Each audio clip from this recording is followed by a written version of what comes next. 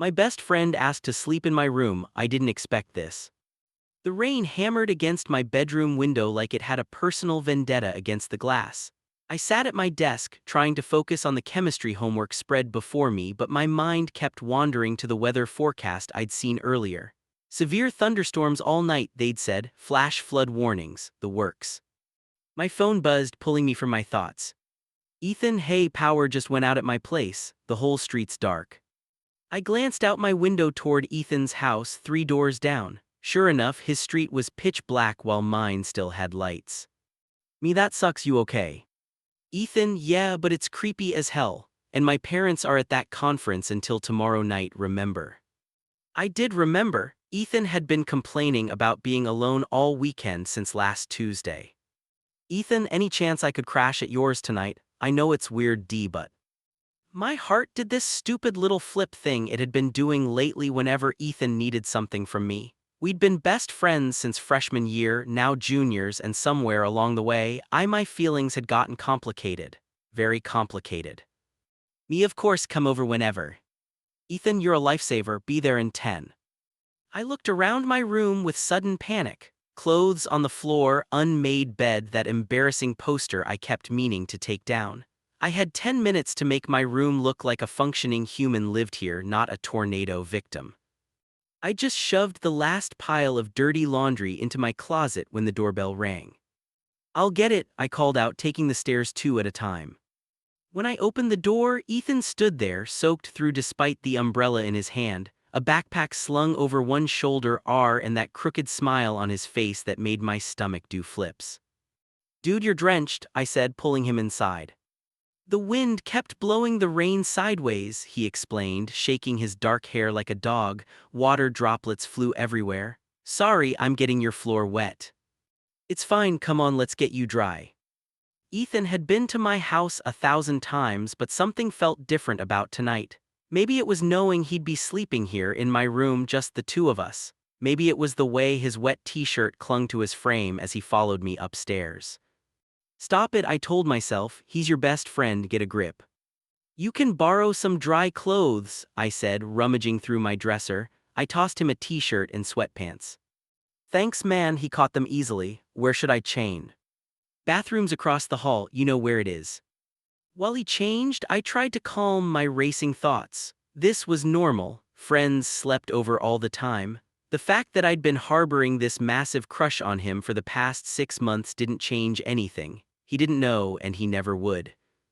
Ethan returned in my clothes, which fit him perfectly since we were roughly the same size. Seeing him in my shirt did something to me, some possessive little thrill I had no business feeling.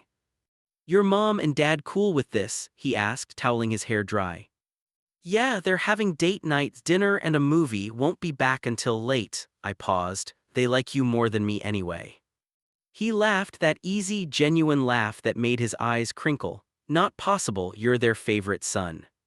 I'm their only son. Exactly, unbeatable position. We fell into our usual comfortable banter as another crack of thunder shook the house. Ethan flinched slightly. You okay? I asked. Yeah, just loud. He rubbed the back of his neck, a telltale sign he was nervous about something. So, where am I sleeping? Couch. You can take my bed, I'll sleep on the floor. What? No way, it's your bed. Ethan, you're the guest. You're doing me a favor, I'm not kicking you out of your own bed. He crossed his arms, stubborn as always. Well, I'm not letting you sleep on the floor. We stared at each other for a moment, at an impasse. The bed's pretty big, Ethan said slowly. We could both fit if that's not weird. My heart stopped, started again, stopped. I mean, we used to have sleepovers all the time freshman year, he continued. Remember, this isn't that different. It was completely different, but I couldn't exactly explain why without revealing my secret. Sure, I heard myself say, that works. We killed time playing video games, both of us trying to pretend that the sleeping arrangement wasn't hanging over us like a neon sign. Ethan won 3 rounds of Mario Kart in a row, which was normal. I couldn't concentrate, which was not. You're letting me win, he accused. I am not. You always take that shortcut on Rainbow Road, you didn't take it once. I'm off my game. He bumped my shoulder with his, "What's up, you seem distracted." "Everything about you distracts me," I wanted to say. "The way you bite your lip when you're concentrating. The way you push your hair back when it falls in your eyes. The way you exist in my space makes it feel more like home than it ever did before." "Just tired," I said instead. The power flickered in my house, then the lights dimmed for a few scary seconds before stabilizing. "Please don't go out," Ethan muttered. "I really don't want to be in a dark house right now." "Scared of the dark, Williams?" I teased. "Scared of being alone in the dark," he corrected. "There's a difference." "You're not alone, I'm right here." He looked at me, then something soft in his expression. "Yeah, you are." The moment stretched between us, charged with something I couldn't name, or didn't want to name. My phone alarm went off, breaking the tension. Midnight. "Wow, it's late," Ethan said, stretching. "We should probably sleep." "Yeah, probably." We went through the motions of getting ready for bed. I gave him a spare toothbrush. We took turns in the bathroom. I changed into sleep clothes while he politely looked away, all normal, mundane activities that felt weighted with significance.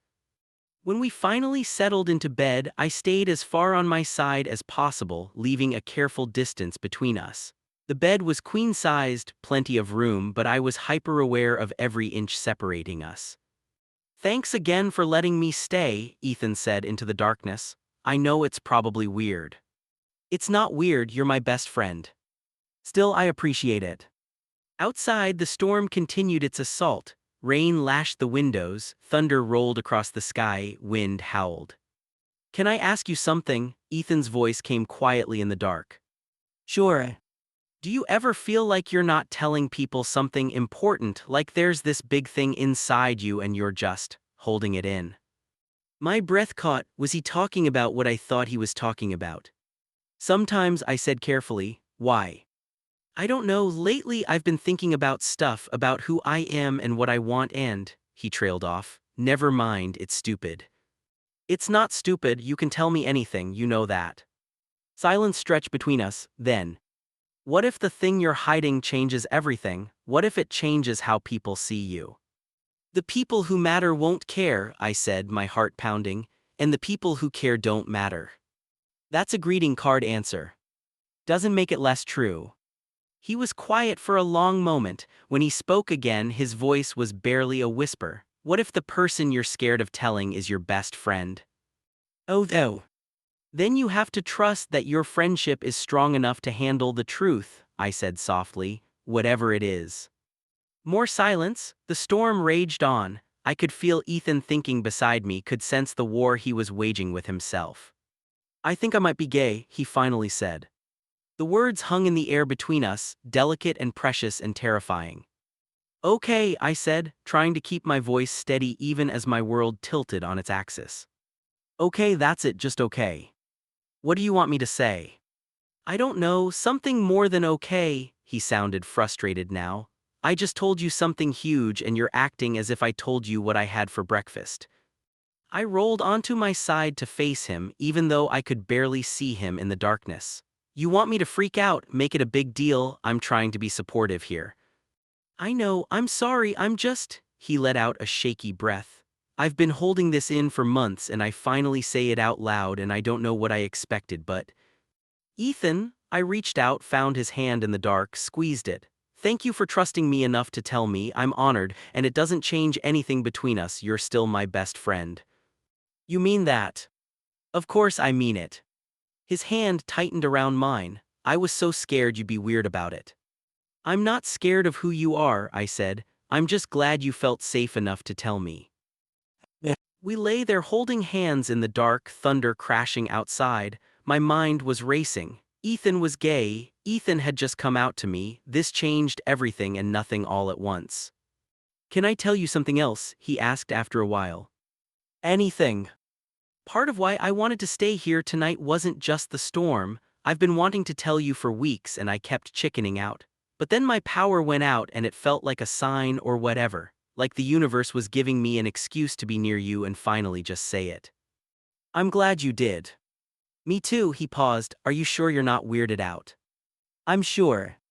What I didn't say, I'm not weirded out because I'm gay too. I'm not weirded out because I've been in love with you for 6 months. I'm not weirded out because this is the best news I've received in my entire life. But I couldn't say any of that, not yet. This was his moment, his revelation. I wasn't going to hijack it with my own. You should get some sleep, I said instead. Yeah, big day of storm watching tomorrow. I could hear the smile in his voice, and it made me smile too. Good night, Ethan. Good night, Alex. He didn't let go of my hand. I didn't let go either. I woke up to sunlight streaming through my windows and Ethan's arm draped across my chest. At some point during the night, we'd migrated toward each other. Now we were tangled together, his head on my shoulder, one of his legs thrown over mine, his arm holding me close. I should move, I thought. I should extract myself before he wakes up and realizes how we're positioned. I didn't move. Instead, I lay there memorizing the feeling of him against me, the weight of his arm, the warmth of his breath on my neck, the smell of my shampoo in his hair. This might be the only time I ever got to hold him like this, and I was going to savor every second. You're awake, Ethan mumbled against my shoulder. How do you know? Your breathing changed, he still didn't move. We're cuddling. Looks like it. Is this okay? My heart hammered, is it okay with you? I asked first. It's okay with me. Good, because you're really comfortable. We lay there in the morning light, neither of us willing to break the spell.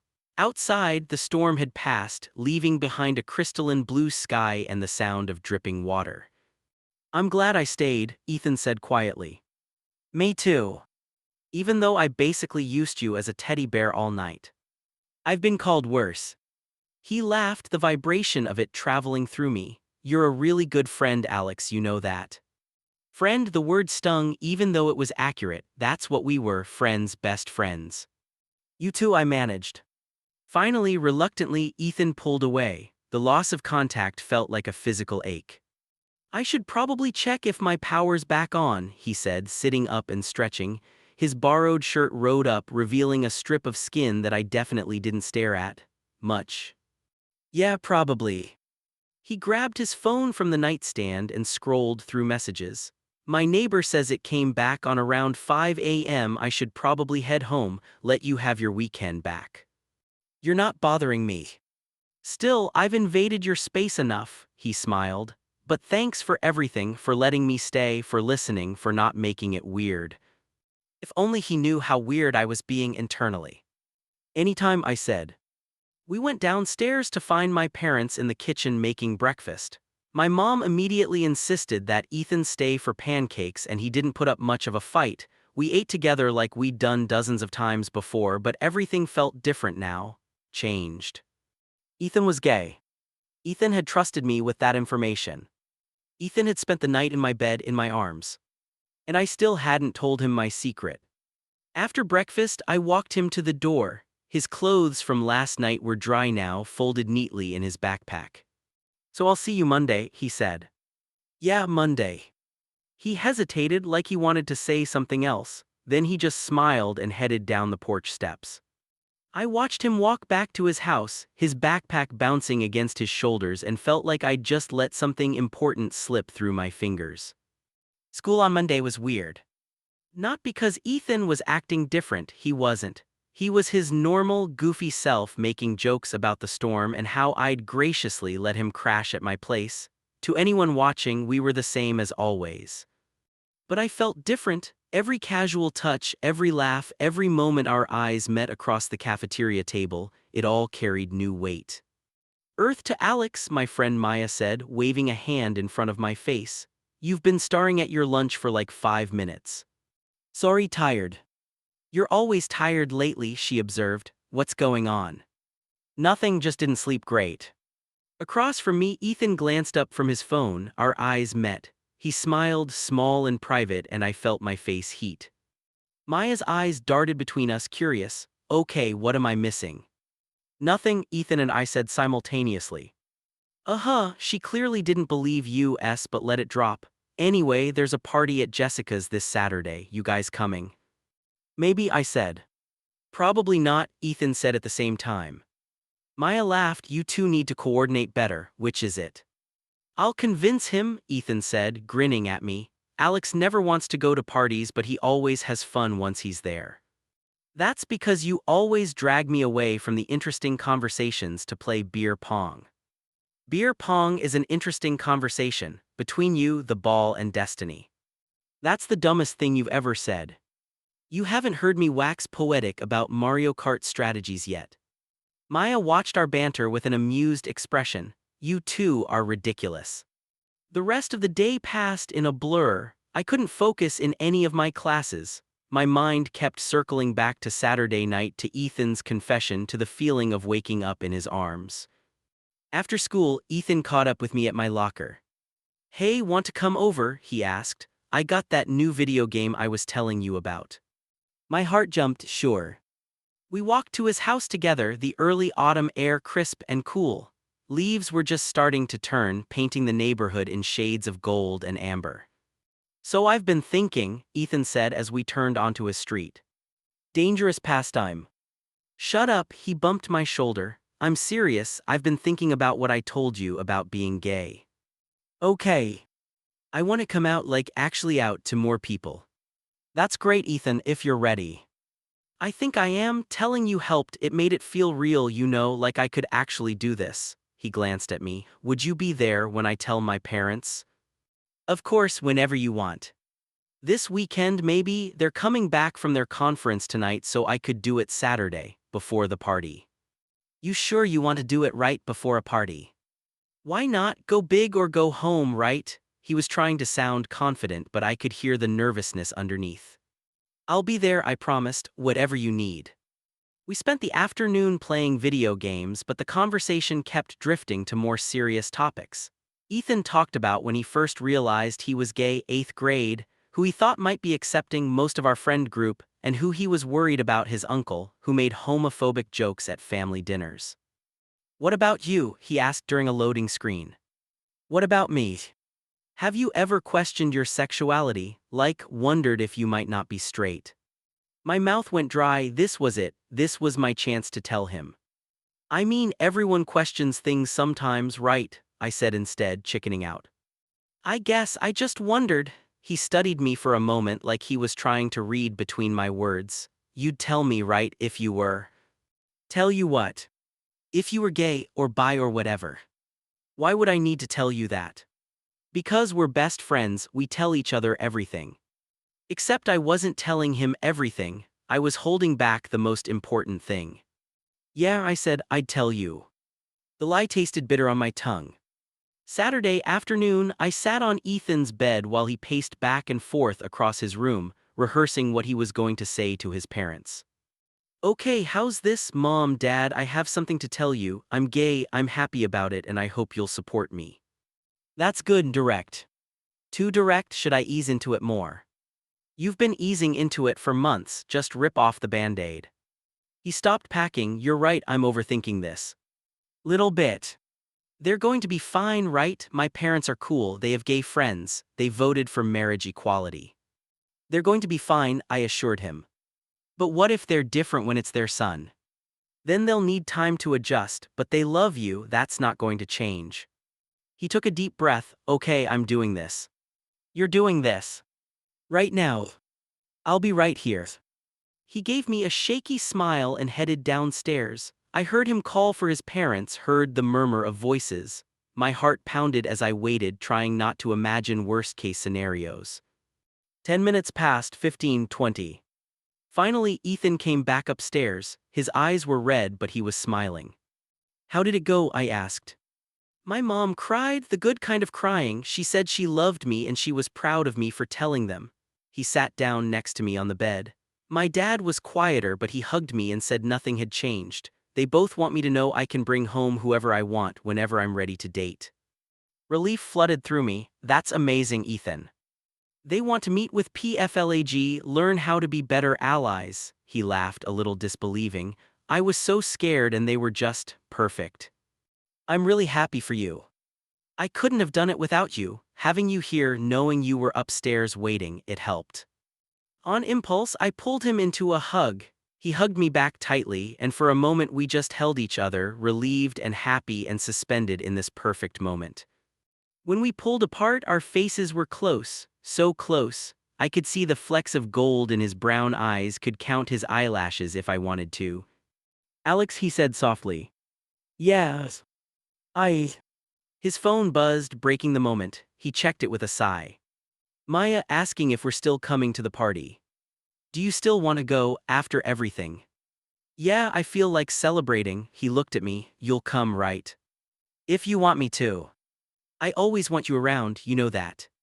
The party was exactly what I expected, too loud, too crowded, too much. But Ethan was in his element, riding high on the success of coming out to his parents. He laughed and joked and seemed genuinely happy. I stayed close, content to watch him shine. Around 11, Maya cornered me in the kitchen.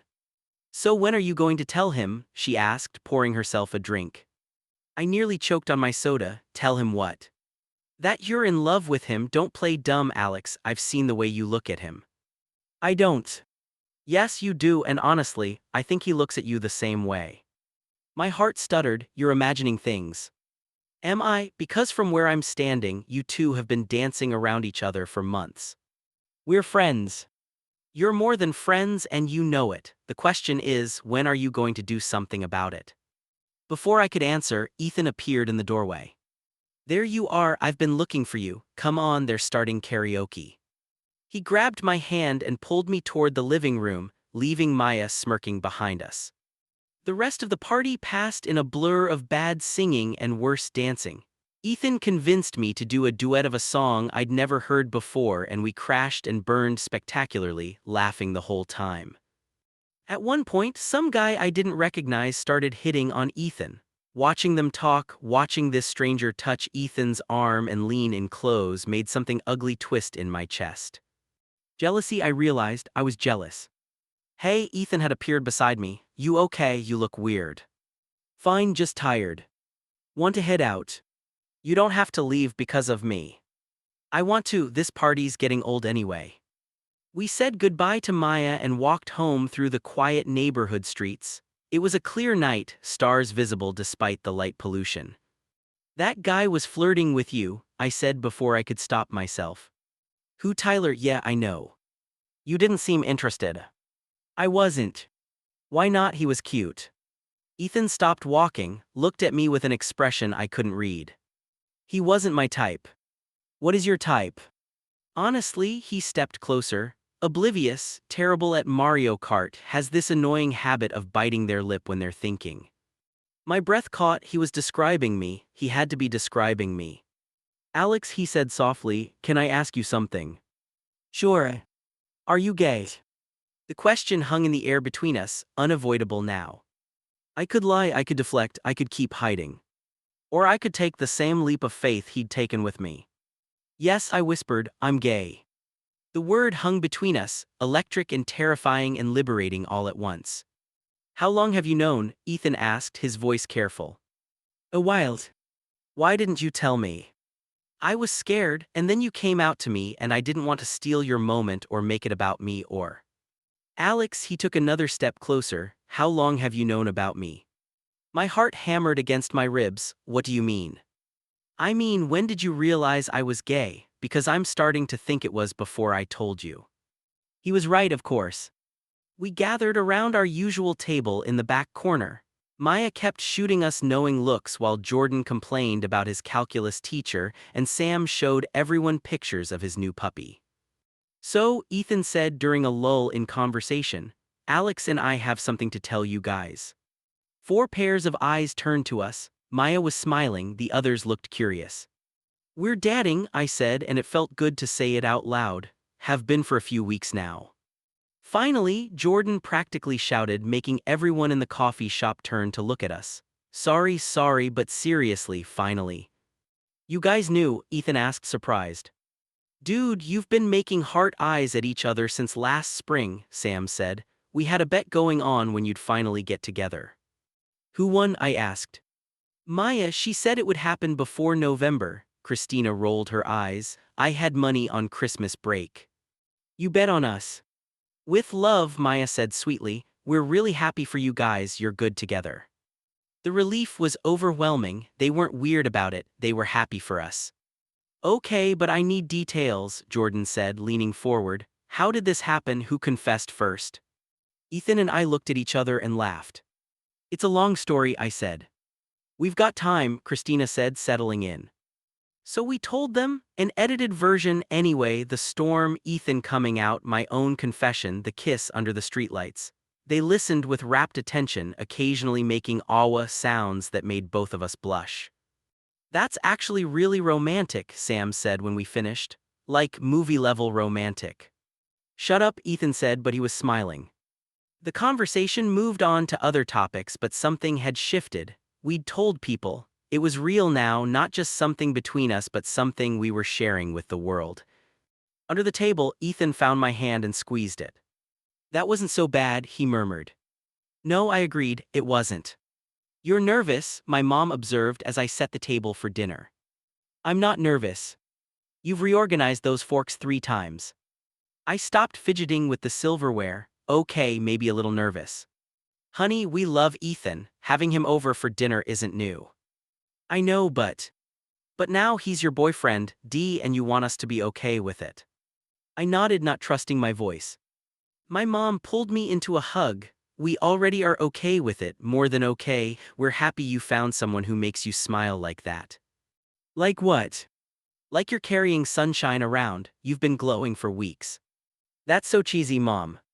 Doesn't make it less true. She pulled back to look at me. When were you planning on telling us, by the way? Tonight, actually. How did you know? Mother's intuition. Also, you're terrible at hiding things. You've been texting someone constantly and blushing at your phone. She paused. P.L.S. I saw you 2 holding hands when you thought no one was looking. Oh God. It's sweet, Alex, really. Your father and I just want you to be happy. What about Dad? Is he okay with it? Why don't you ask him yourself? My dad chose that moment to walk into the dining room. Ask me what? If you're okay with Alex dadding Ethan, my mom said, never one to beat around the bush. My dad looked at me, then at my mom, then back at me. Is this the official announcement? I guess so. Well then, officially I'm happy for you. Ethan's a good kid, treats you well, makes you laugh, that's all we want. He paused. Although I do have one question. My stomach dropped. What? Does this mean he's going to be over here even more than he already is, because I'm going to need to buy more food? I laughed, relieved. Probably yeah. Fair enough, I'll hit Costco tomorrow. The doorbell rang then. Ethan, right on time. I answered it to find him standing there with flowers. Are those for my mom? I asked. Obviously, I'm trying to make a good impression. You've known my parents for 2 years. Yeah, but now I'm your boyfriend, different dynamic. He wasn't wrong. Dinner was both the same as every other time Ethan had eaten with us and completely different. My parents asked the same questions they always did. How's school? How's the soccer team? Seen any good movies lately? But now there was this underlying knowledge that we were together. So, Ethan, my mom said during dessert, have you told your parents about you and Alex? Yes, ma'am, told them last week. And they're supportive. Very. My mom wants to have you guys over for dinner, actually. Get to know Alex better as my boyfriend instead of just my friend. We'd love that, my dad said. After dinner, Ethan and I escaped to my room on the pretense of studying. That went well, he said, flopping onto my bed. Better than expected. Your parents are great, they didn't make it weird at all. They're trying, I think they're still processing. My mom asked me if we'd kissed yet, he made a face. That was a fun conversation. What did you tell her? That my romantic life was none of her business. Then she gave me the safe sex talk again. I felt my face heat. Oh God. Right, I was like, Mom, we're 7 and we've been dating for 3 weeks. Can we not have this conversation yet? Yet. He propped himself up on his elbows, looking at me. I mean, eventually, right? Not now, but eventually. Eventually, I agreed, my heart racing. Good to know we're on the same page, he grinned, even if that page is very far in the future. Very far. Extremely far. So far it's barely visible. Microscopic even. We looked at each other and burst out laughing. We're ridiculous, I said. Yeah, he pulled me down next to him, but we're ridiculous together. I kissed him soft and sweet and thought about how lucky I was to have him, to have supportive parents, to have friends who were happy for us. What are you thinking about? Ethan asked. How happy I am. Good, me too. We lay there together, listening to the sound of my parents cleaning up downstairs, and I thought about how much my life had changed in just a few weeks. How much better everything was with Ethan by my side. Hey Alex. Yes. I love you. The words hung in the air, precious and perfect. I love you too, I said, and meant it with every fiber of my being. It happened 3 days before Thanksgiving. We were at Ethan's house, supposedly working on a history project, when he casually mentioned that his cousin was coming to visit for the holiday. That's nice, I said, highlighting a passage in my textbook. Yeah, Lucas is cool, you'll like him. I looked up, I'm meeting him. Well, yeah, you're coming to Thanksgiving, right? What? No, I'm having Thanksgiving with my family. Ethan's expression fell. But I told you about this 2 weeks ago. I asked if you wanted to come and you said yes. No, you asked if I liked turkey. That's not the same thing as inviting me to Thanksgiving. I definitely invited you. You definitely didn't. We stared at each other, the air between us suddenly tense. Okay, Ethan said slowly, maybe I thought I invited you but didn't actually say it out loud, but I want you there, my parents want you there. I can't just bail on my family, Ethan. Why not bring them too? My mom won't mind. That's not how Thanksgiving works, we have our own traditions. So your traditions are more important than being with me. That's not what I said.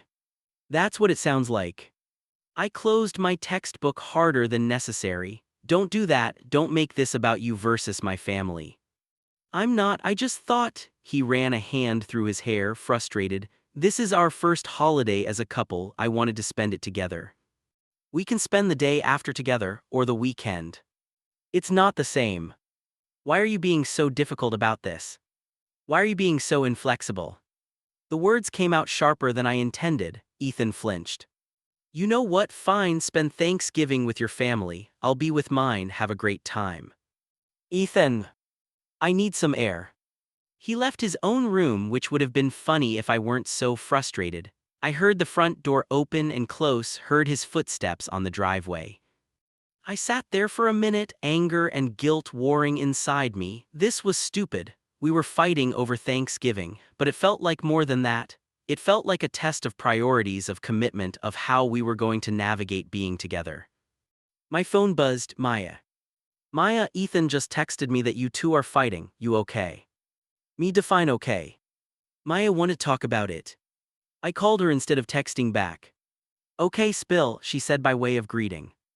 I explained the situation. She listened without interrupting.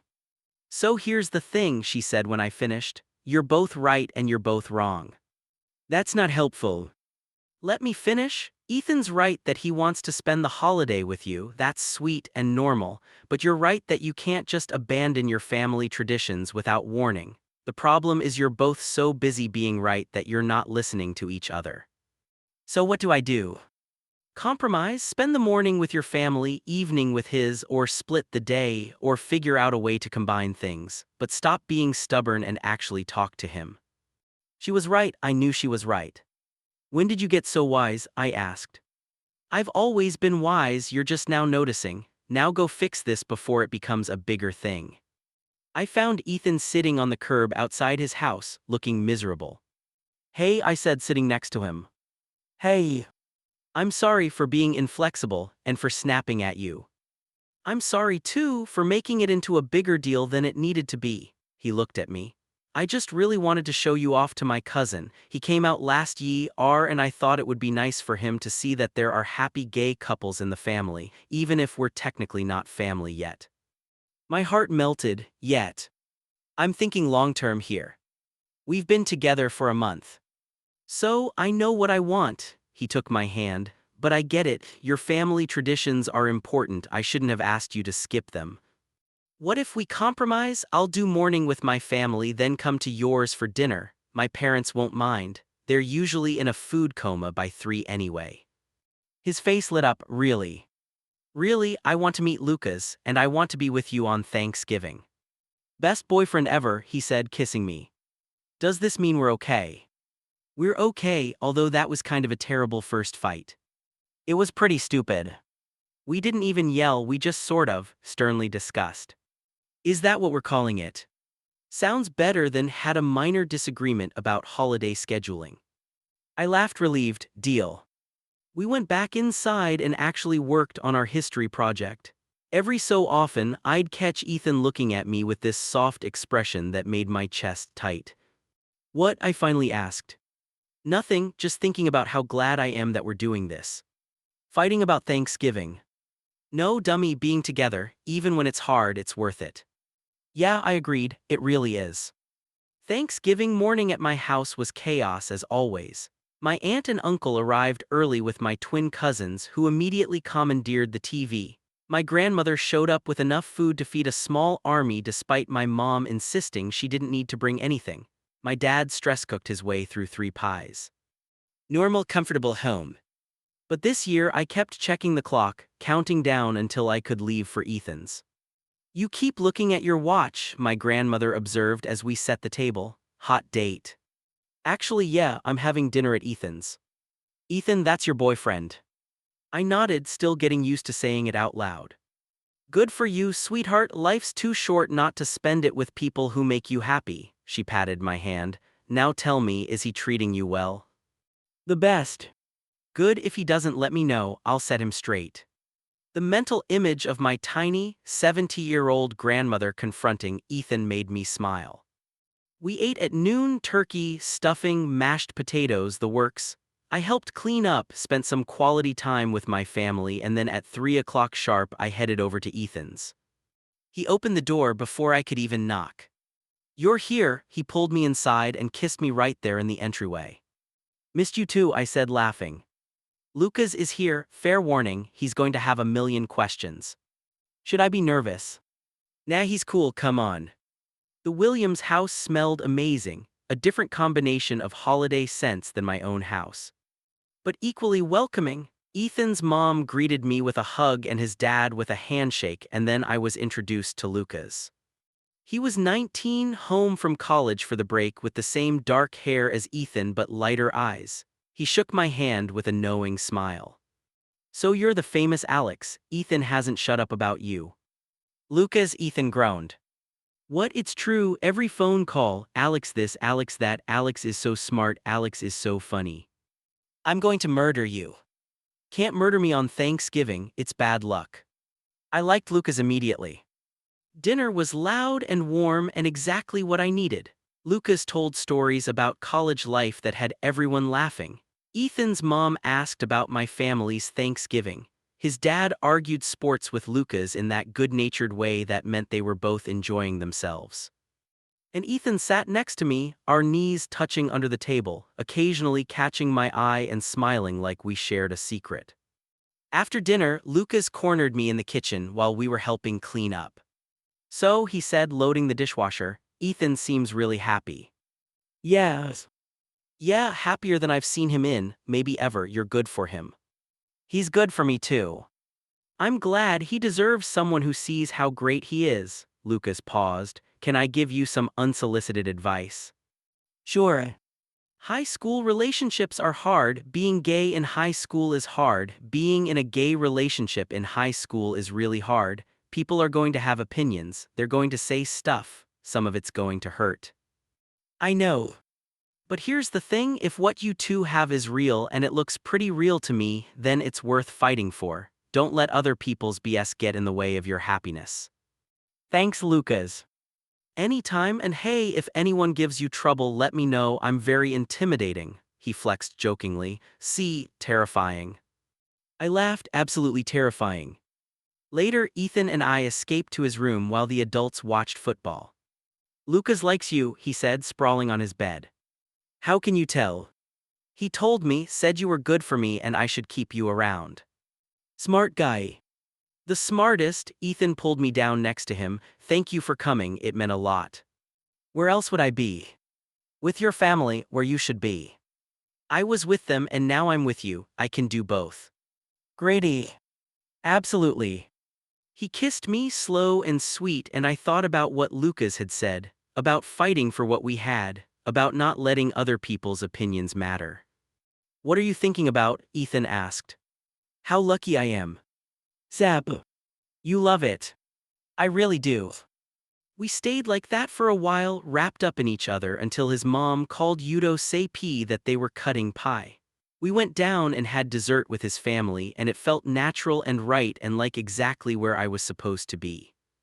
On my way home later that night, full of turkey and pie and happiness, I got a text from Ethan. Ethan, best Thanksgiving ever. Me agreed. Ethan, Lucas said he approves of us BTW. Me, he told me I like him. Ethan, he likes you too, said I better not screw this up. Me, good advice. Ethan, the best, see you tomorrow. Me, definitely love you. Ethan, love you too. I fell asleep that night thinking about how much my life had changed in just 2 months. How one stormy night had led to this, to love, to happiness, to a future I couldn't wait to explore. We should go to winter formal, Maya announced at lunch one day in early December. Past, I said. Why not? It'll be fun. School dances are never fun. They are if you have a date. She looked meaningfully between Ethan and me. Oh no, Ethan said, I see where this is going. Come on, you guys are the cutest couple in school, you should go together, make a statement. What kind of statement? I asked. That you exist, that you're happy, that gay couples deserve to have the same cheesy high school experiences as everyone else. When you put it that way, Ethan said slowly. No, I said, absolutely not, I hate dances. You've never even been to one. Exactly, there's a reason for that. Maya turned to Ethan, help me out here. I don't know, he said, part of me thinks it would be fun, but Alex has a point, school dances are kind of lame. They don't have to be, we'll all go together, get dinner first, take cheesy photos, dance to terrible music, it'll be memorable.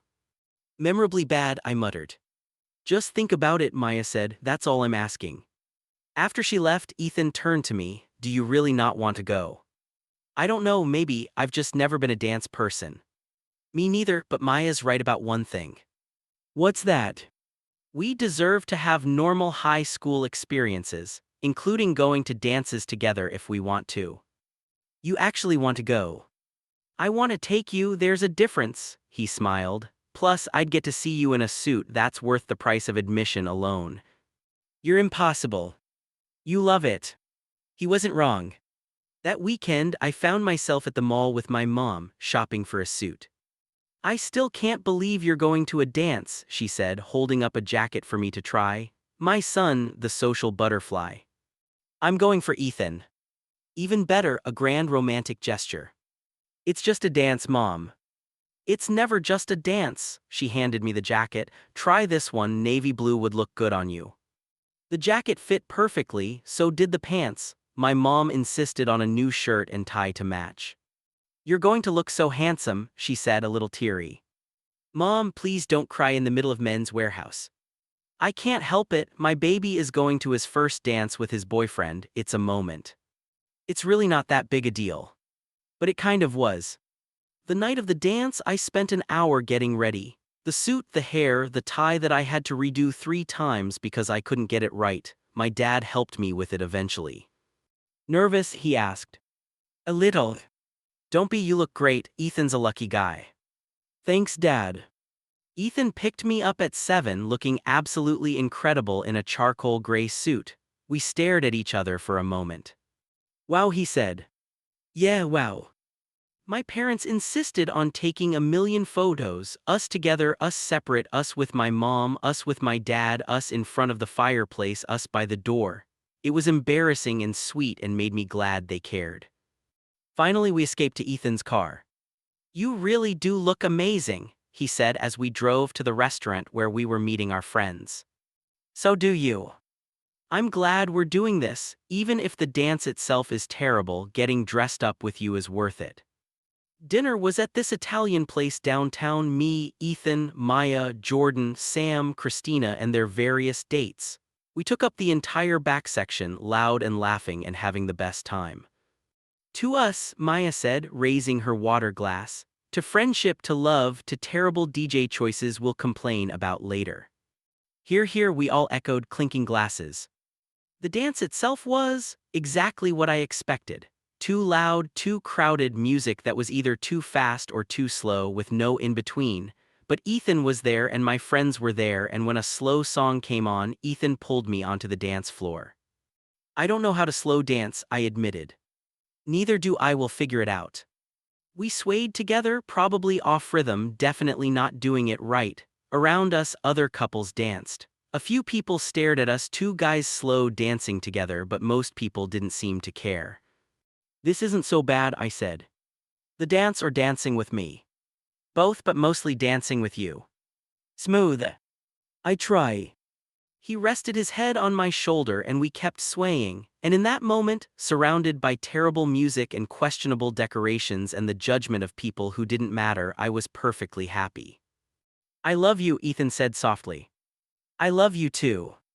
The song ended, another one started, we kept dancing. Later, when the DJ played something particularly awful, we escaped outside for fresh air. The December night was cold and clear, stars visible above the parking lot. Thank you, Ethan said. For what? For doing this with me, for being here, for being you. Where else would I be? I don't know, somewhere cooler than a high school dance. There is nowhere cooler than wherever you are. He laughed. That's the cheesiest thing you've ever said. Doesn't make it less true. We kissed under the stars, coats wrapped around us, frost forming on the cars nearby. Inside, the dance continued. Out here, it was just us. We should probably go back in, I said eventually. Probably, Maya will come looking for us. 5 more minutes. 5 more minutes, he agreed. We stayed outside for 10. Christmas break started with a snowstorm that shut down school 2 days early. Best early Christmas present ever, Ethan said, video calling me from his living room. You just don't want to take your calculus final. That too, but mainly I'm excited about 2 extra weeks with you. We see each other every day anyway. Yeah, but now we can see each other every day without homework or tests or any responsibilities. He had a point. We spent the first few days of break doing absolutely nothing productive. Sleeping in, playing video games, watching bad movies, drinking hot chocolate tea, and enjoying the snow. We should build a snowman, Ethan suggested one afternoon. We're 17. So snowmen are ageless. We built a snowman. It looked more like a snow blob, but we were proud of it anyway. He needs a name, Ethan decided. How do you know it's a he? Fine, they need a name. Frosty. That's taken. Snowbert. Absolutely not. We settled on Steve, which was somehow both the worst and best name for a snowman. After Steve was complete, we had a snowball fight that ended with both of us soaked and freezing and laughing so hard we couldn't breathe. We went back to my house to warm up, changed into dry clothes, and curled up on the couch under a blanket. Best day, Ethan said, his head on my shoulder. It's not over yet. Best day so far then. My mom brought us hot chocolate with extra marshmallows. My dad turned on a Christmas movie. We stayed on that couch for hours, warm and comfortable and perfectly content. As Christmas approached, the question of presents became urgent. What do you get your boyfriend for your first Christmas together? I asked Maya over the phone. Something thoughtful, something that shows you pay attention to what he likes. That's not helpful. Okay, what does Ethan like? Video games, soccer, bad puns, me. You can't wrap yourself up with a bow. I could. Don't, that's weird, I could hear her grinning. But seriously, think about something he's mentioned wanting or something meaningful to your relationship. I thought about it for days, looked through stores, browsed online, tried to find the perfect thing. Nothing felt right. Then I remembered. Back in September, before we were even together, Ethan and I had gone to this art fair downtown. There was a vendor selling custom star maps, maps of the night sky on any given date. Ethan had stopped to look at them and mentioned how cool it would be to have one from an important date. I went back to that vendor's website and ordered a star map of October 17, the night we got together, the night he kissed me under the streetlights. It arrived 3 days before Christmas, beautifully printed and framed. I wrapped it carefully, hoping he'd love it. On Christmas Eve, our families got together for dinner at my house. It had become a tradition over the years, the Williams and the Chens celebrating together, but this year was different because Ethan and I were different. "Should we exchange gifts now or tomorrow?" Ethan asked as we helped set the table. "Tomorrow, when we can actually appreciate them without our entire families watching." "Good call." Dinner was loud and warm and filled with laughter. After we ate, we played board games and watched Christmas movies and generally enjoyed each other's company. Around 10, the Williamses headed home. "See you tomorrow," Ethan said at the door. "Obviously, come over whenever you're done with your family stuff." He kissed me quickly, still self-conscious about PDA in front of our parents, and headed out into the snowy night. Christmas morning at my house was chaotic as always. Early wake-up, stockings, breakfast, present and opening. My parents got me new art supplies. I'd been getting into drawing, new games, clothes, and 100 other things I didn't need but appreciated anyway. At noon, Ethan texted. "Ethan, present time. Me come over." He arrived 20 minutes later, his own gift wrapped in silver paper. "Your room," he suggested, and we escaped upstairs away from my parents. "You first," I said, handing him my gift. He unwrapped it carefully, pulled out the frame, and went completely still. "Alex," he breathed, "this is the night sky from October 17, the night we got together. I remembered you looking at these at that art fair and..." He kissed me, cutting off my rambling. "It's perfect," he said when we broke apart. "Absolutely perfect, I love it." "Yes." "Yeah," he studied the star map, tracing the constellations with his finger. "I can't believe you remembered." Of course I remembered. It's one of the most important nights of my life. He set the map down carefully and handed me his gift. "Now I'm nervous, this seems lame in comparison." "I'm sure it's great." I unwrapped it to find a leather journal, high quality and beautiful. Inside the front cover he'd written, "For all the stories we'll write together, love E." "I know you've been getting into drawing," he explained, "but I thought maybe you'd like to write too, or sketch, or whatever. It's for whatever you want to fill it with." "It's perfect," I said, meaning it, "thank you." We spent the rest of Christmas Day together, splitting time between our families, enjoying the lazy post-holiday haze. That night, we went for a walk through the snow-covered neighborhood, looking at Christmas lights. "This has been the best Christmas," Ethan said. "Because of the presents." "Because of you." He stopped walking, pulled me close. "A year ago I was alone and closeted and miserable. Now I have you, I have us. That's the best gift I could ask for." "Sap," I said, but my voice was thick with emotion. "You love it." "I really do." We kissed under the glow of someone's elaborate light display, snow falling softly around us, and I thought about how much could change in a year. How much better life could get when you were brave enough to be yourself. "Next Christmas, let's do something big," Ethan said. "Like what?" "I don't know, road trip, cabin in the woodsmithing adventurous. We're in high school, we can't just take off. We'll be seniors next year, we can do whatever we want." "That's not how it works." "Let me dream." "Dream away." But I was dreaming too, about next Christmas and the one after that and all the Christmases to come.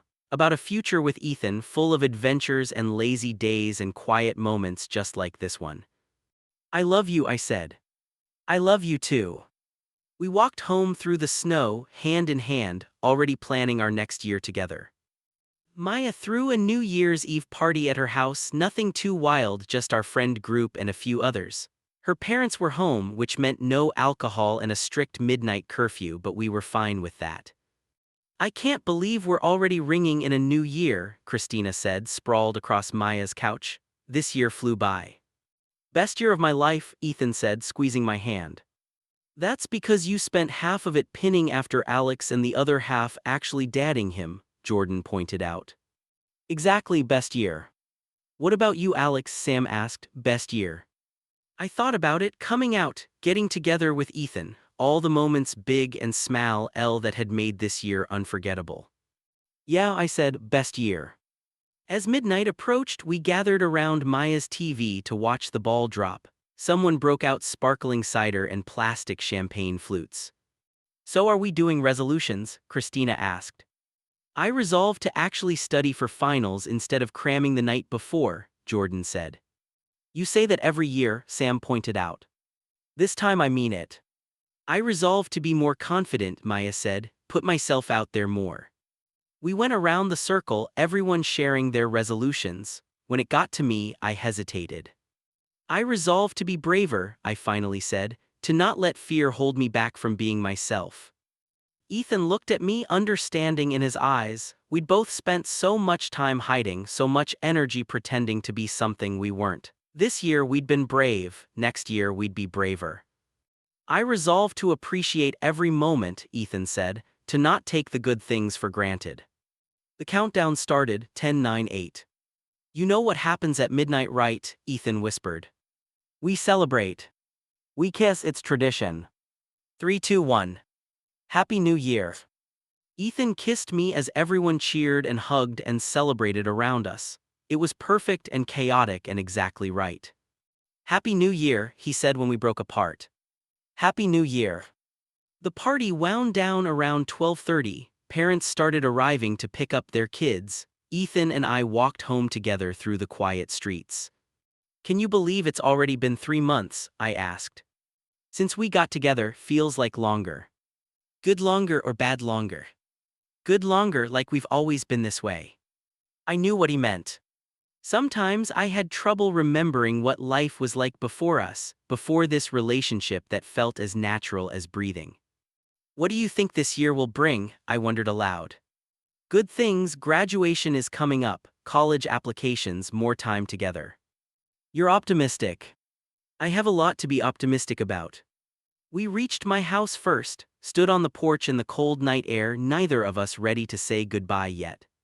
I should go, Ethan said, not moving. You should. 5 more minutes. Deal. We ended up staying out there for 20 minutes, talking about nothing and everything, making plans for the new year. Finally, reluctantly, he left. I watched him walk down the street toward his house, then went inside where it was warm. My phone buzzed before I even made it to my room. Ethan, miss you already. Me, Sap. Ethan, you love it. Me, I really do, sweet dreams. Ethan, you too, see you tomorrow. Me, always. It started in mid-January, subtle enough that I almost didn't notice at first. Ethan seemed distracted, quieter than usual. When I asked if something was wrong, he said he was just tired, stressed about school, normal stuff. But it didn't feel normal. We still saw each other every day, still texted constantly, still said I love you before bed. But something was off, like a radio station not quite tuned in properly, close enough to hear the music but with static underneath. He's probably just stressed, Maya said when I confided in her. Junior year is brutal, college pressure, SATs, all of it. Maybe. Talk to him, communication is important. But every time I tried to bring it up, Ethan deflected. He was fine, everything was fine, stop worrying. Except I couldn't stop worrying. The breaking point came on a Friday afternoon. We were supposed to hang out after school, but Ethan texted me last at the minute to cancel. Ethan, sorry, something came up, rain check.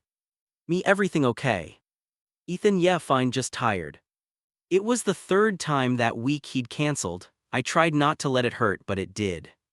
I called Maya. He's avoiding me, I said without preamble. Maybe he just needs space.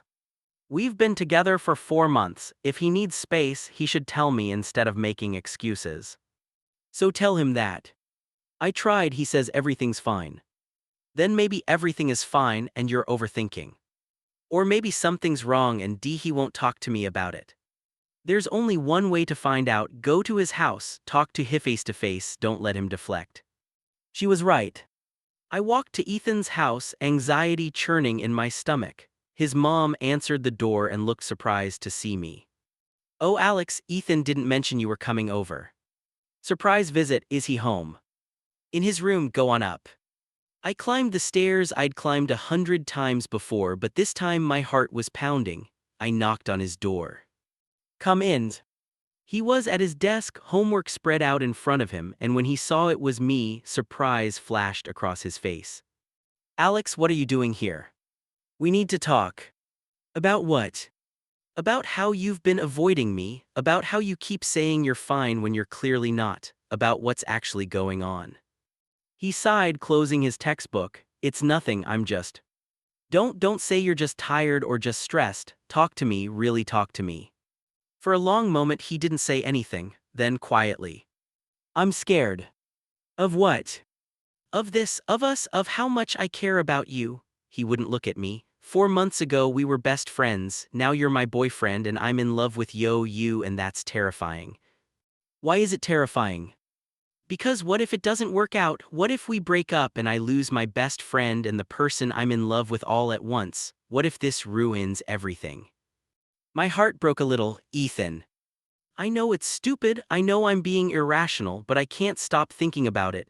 Every time things are really good between us, I panic because I have so much to lose now. I crossed the room and sat next to him on his bed. You're not going to lose me. You can't promise that. No, but I can promise that I'm here now, that I love you now, that I'm not going anywhere unless you push me away. What if I screw this up?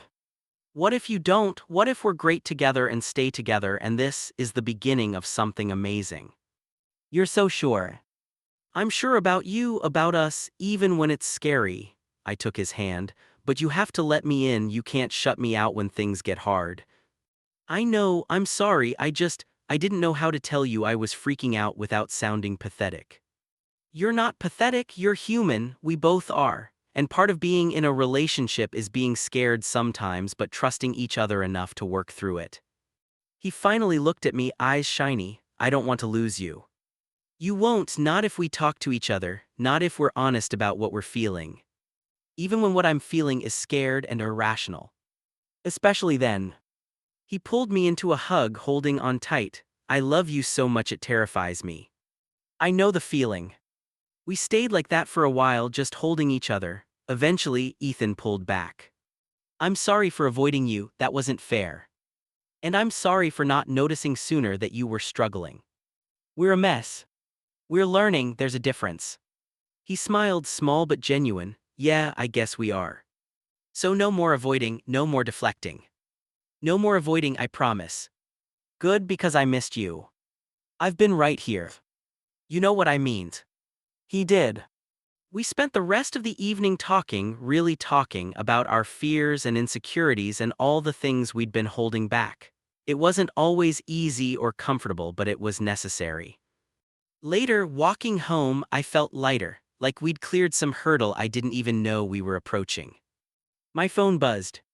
Ethan's, thank you for not giving up on me. Me never, we're in this together. Ethan, together, I like the sound of that. Me too. Valentine's Day is a capitalist construct designed to sell greeting cards and chocolate, I informed Ethan as we walked through the mall. Sure, but it's also an excuse to do something nice for your boyfriend. We do nice things for each other all the time. Yeah, but today it's socially mandated. I laughed, you're ridiculous. You love it. We were supposed to be shopping for gifts for each other theoretically, though doing it together defeated the purpose of surprise. But neither of us cared. Spending time together was more important than perfect gifts. What do you want? Ethan asked as we browsed a bookstore. I don't need anything. That's not what I asked. I thought about it, honestly, just dinner, something low-key, maybe a movie. That's it, no grand romantic gesture. Every day with you is a grand romantic gesture. Okay, you can't say stuff like that when we're in public. I have a reputation to maintain. What reputation? Being hopelessly in love with me. Exactly, wait, that came out wrong. I grinned, too late, admitted it. We ended up at the food court, sharing fries and people watching. So dinner and a movie, Ethan said. I can work with that, any preferences? Anywhere but that Italian place, we go there too much. Fair, what about that new Thai place downtown? Perfect. Valentine's Day fell on a Tuesday, which was less than ideal, but we made it work. I got through school in a daze, barely paying attention to my classes. At lunch, half the cafeteria was full of people with flowers, stuffed animals, and balloons. It's like Cupid exploded, Maya observed. It's sweet, Christina countered. It's commercial. You're just bitter because you're single. I'm not bitter, I'm practical. Ethan caught my eye across the table and smiled. After lunch, he walked me to my locker. Meet me after school, he asked. Obviously. He kissed my cheek and headed to his next class, leaving me with a stupid smile on my face. After school, I found a single rose taped to my locker with a note, "Your chariot awaits." I looked around and spotted Ethan leaning against his car in the parking lot, looking unfairly attractive in his leather jacket. "Your chariot," I said, walking over. "It's a 2015 Honda Civic, but I'm calling it a chariot for romantic purposes." "How noble." "I try." He drove us to the Thai place, which was packed with other couples but had somehow saved us a table. Over pad Thai and spring rolls, we talked about everything and nothing: school, plans for spring break, and whether or not we'd survive another semester of chemistry. "This is nice," I said. "Just nice. Really nice, perfect even. Better than grand romantic gestures. So much better." After dinner, we caught a movie, some action thing we'd both been wanting to see. We sat in the back, holding hands in the dark, and it felt like the most natural thing in the world. On the drive home, Ethan took a detour to the park where we'd had our first real conversation freshman year. He parked, and we got out, walking to the same bench we'd sat on 2.5 years ago. "Remember when we first met?" he asked. "You were lost trying to find the science wing. And you gave me directions, then walked with me because you said my sense of direction was hopeless." "It still is." "Hey," but he was smiling. "I just wanted to bring you here because this is where we started, where we became friends. And now we're more." "And now we're more," he agreed. He pulled something from his jacket pocket, a small wrapped box. "I thought we said no gifts." I lied. "Open it." Inside was a simple silver bracelet with a small charm, a star. "Like the star map," he explained, "so you can carry that night with you." "Ethan, do you like it?" "I love it." I put it on and it caught the light from the street lamps. "Thank you. I have something for you too." From my own pocket, I pulled out a flash drive. "It's not as nice as a bracelet," I said, "but remember that journal you gave me for Christmas?" He nodded. "I've been writing in it about us, about how we got together, our first fight, all these moments I don't ever want to forget. I made you a copy so we both have them." He took the flash drive, looking touched. "You've been writing about us every day. Is that weird?" "That's the sweetest thing anyone's ever done for me." We sat there on that bench, the same bench where our friendship had started, and kissed under the stars. "Happy Valentine's Day," Ethan said. "Happy Valentine's Day." Was it sufficiently romantic? It was perfect. And it was. March brought SATs and with them, unprecedented levels of stress. "I'm going to fail," Ethan announced, face down on my bed while I tried to study. "You're not going to fail." "I am. I took a practice test and got a 1200. That's terrible." "That's not terrible, that's decent. It's not good enough for the schools I want." "Then you study and take it again." He groaned. "I hate standardized testing. Why do they get to define our futures based on one test?" "They don't. It's one factor among many." "Easy for you to say, you're good at tests." It was true. I'd scored a 1450 on my first attempt, which was apparently very good, according to my parents and college counselor. "You're good at other things," I pointed out. "Soccer, making people laugh, parallel parking on the first try." "I don't think colleges care about parallel parking." "They should." He rolled over, looking at me. "What if we don't get into the same schools?" The question had been hovering between us for weeks. We hadn't talked about it directly, but it was there, the reality that in a year and a half we'd be graduating and potentially going to different colleges. "Then we figure it out," I said, trying to sound more confident than I felt. "Long distance. If we have to." "What if that doesn't work?" "What if it does?" He sighed. "I hate how uncertain everything is." "I know, me too." We sat in silence for a moment, then Ethan sat up, determination on his face. "Okay, I'm going to study my ass off, take the SAT again in May, apply to the same schools as you." "You don't have to do that." "I want to. I want us to at least try to end up in the same place." "What if you get in somewhere better?" "Then you come with me." "Ethan."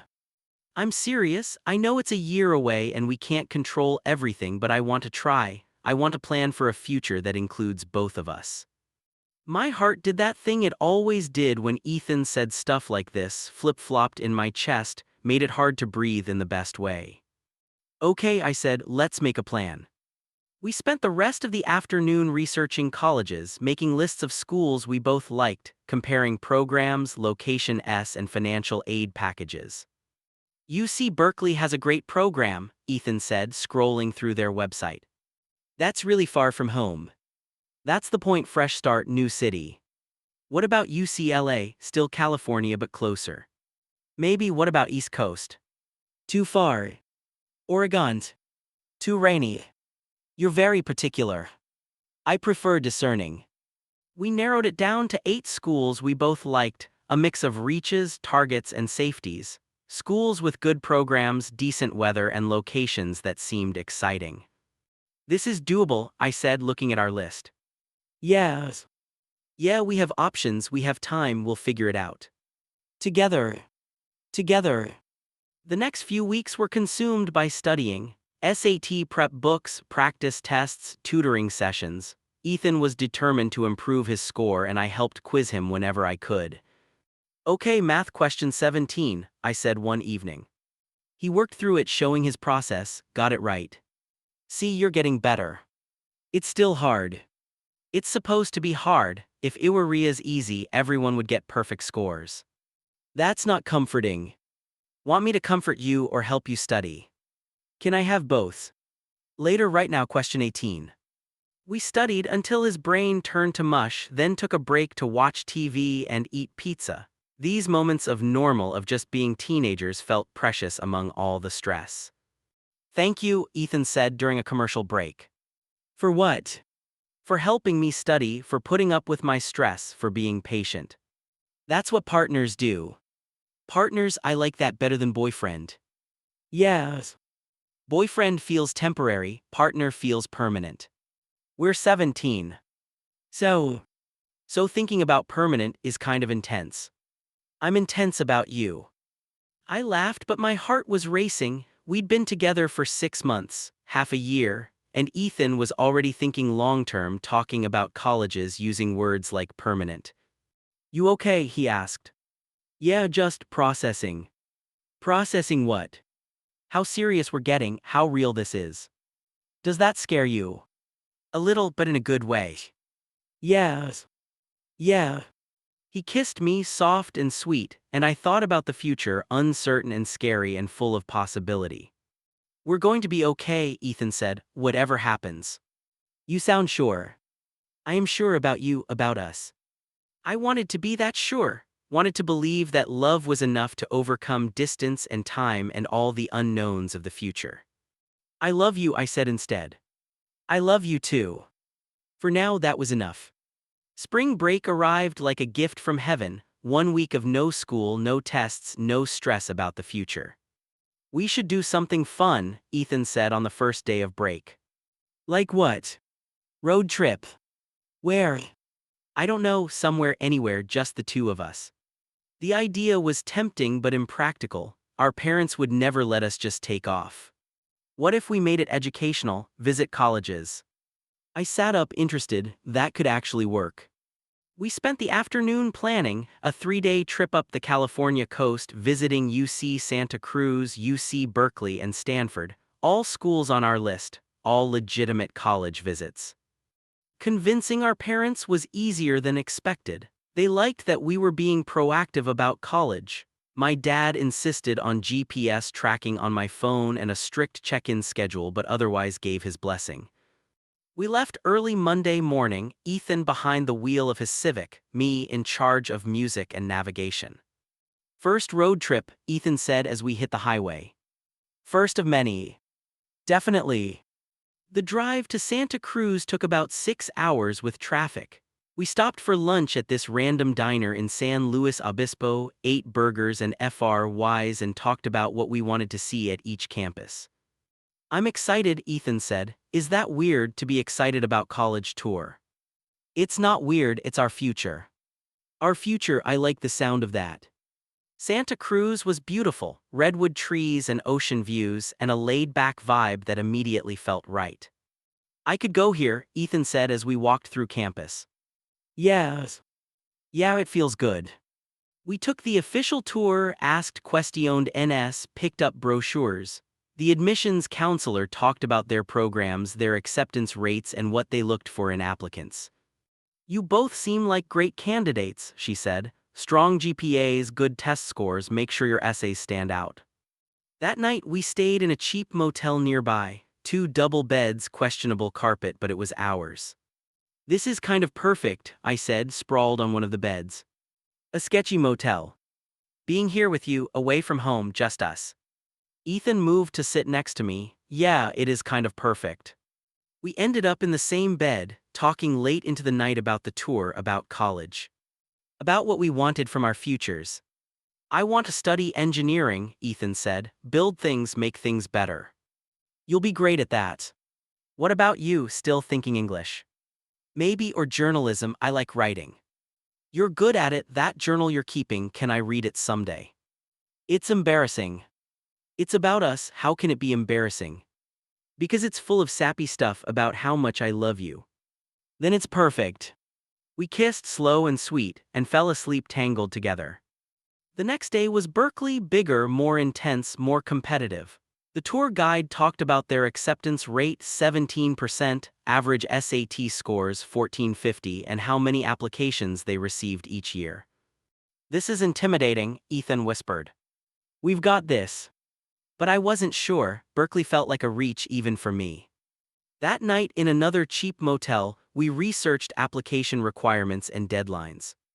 Okay, so for Berkeley we need SAT scores, transcripts, 3 letters of rec and 2 essays, I said, making a list. And extracurriculars, and a demonstrated interest in our field, and probably a miracle.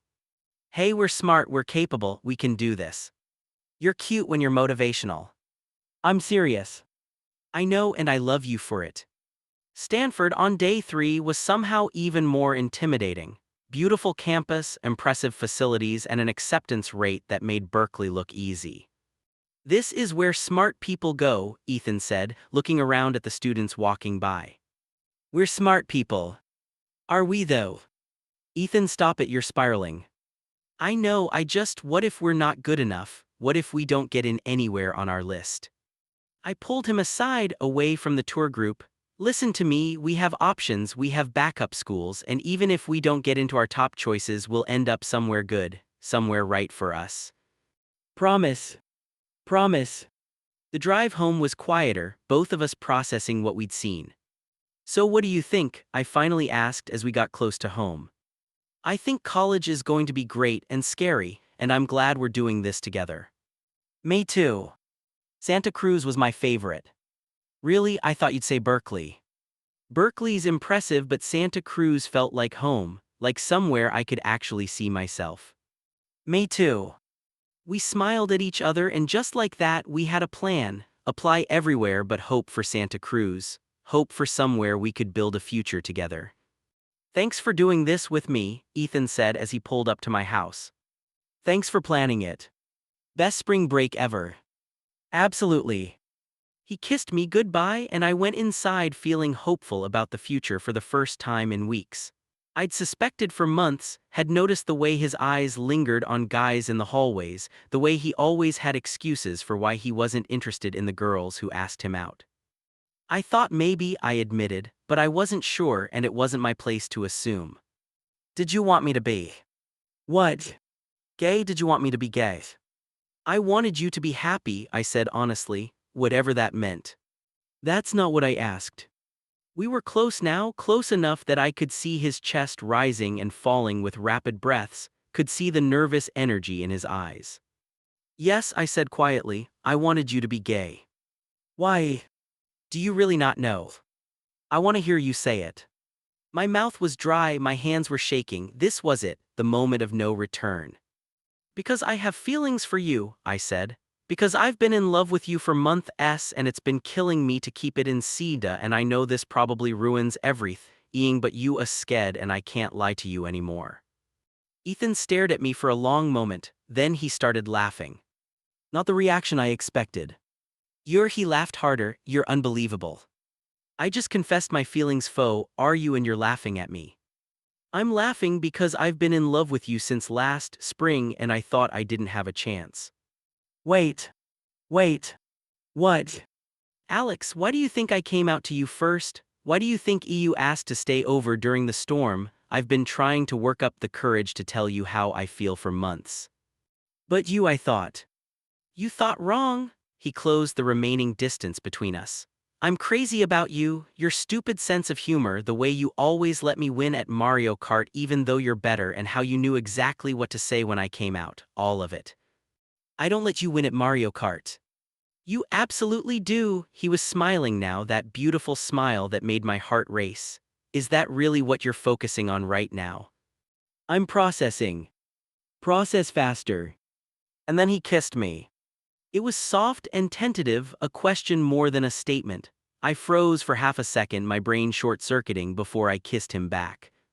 Everything else fell away, the street, the houses, the stars above. There was only Ethan, his hands in my hair, his lips on mine, 6 months of longing compressed into this single perfect moment.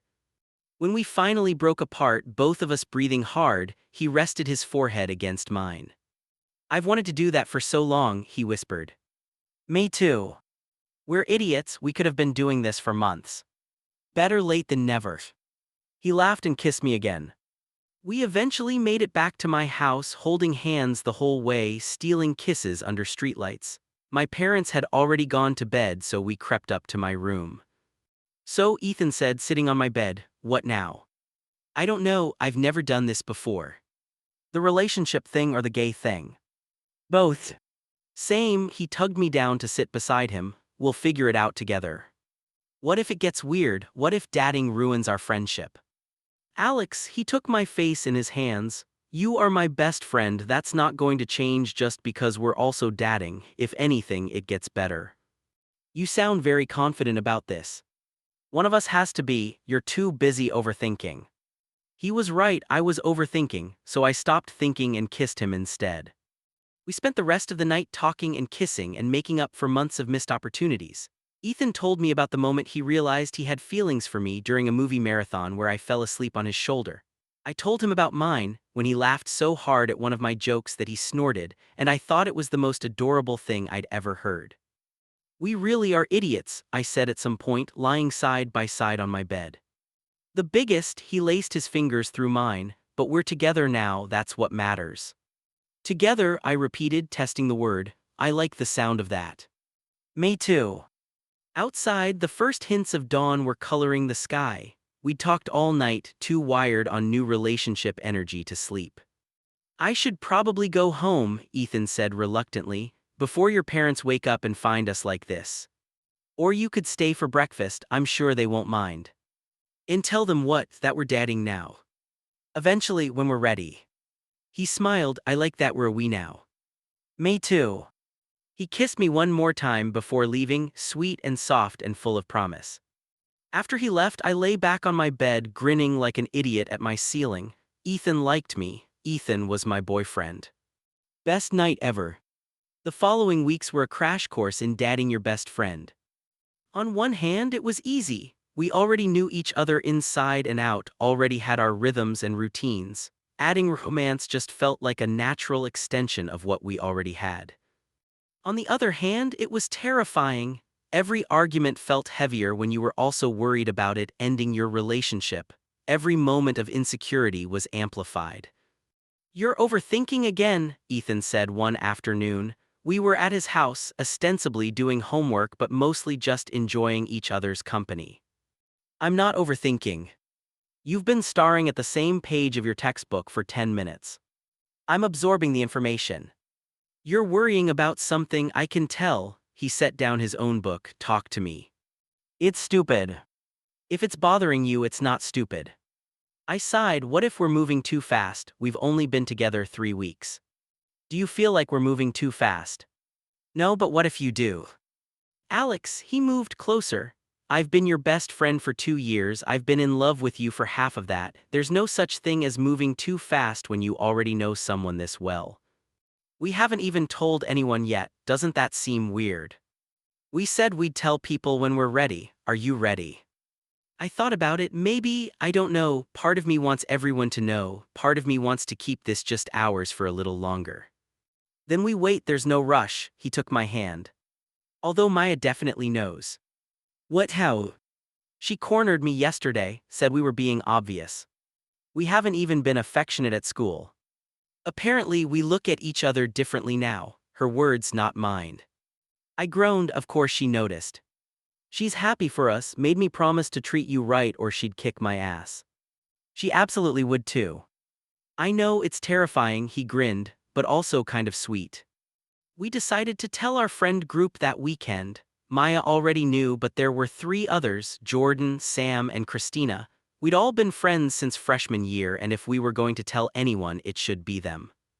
What if they're weird about it? I asked for the 100th time as we walked to the coffee shop where we'd all agreed to meet. Then they're not really our friends. Easy for you to say, you already came out, you know they were cool about it. And they'll be cool about Thai S too, trust me. He was right.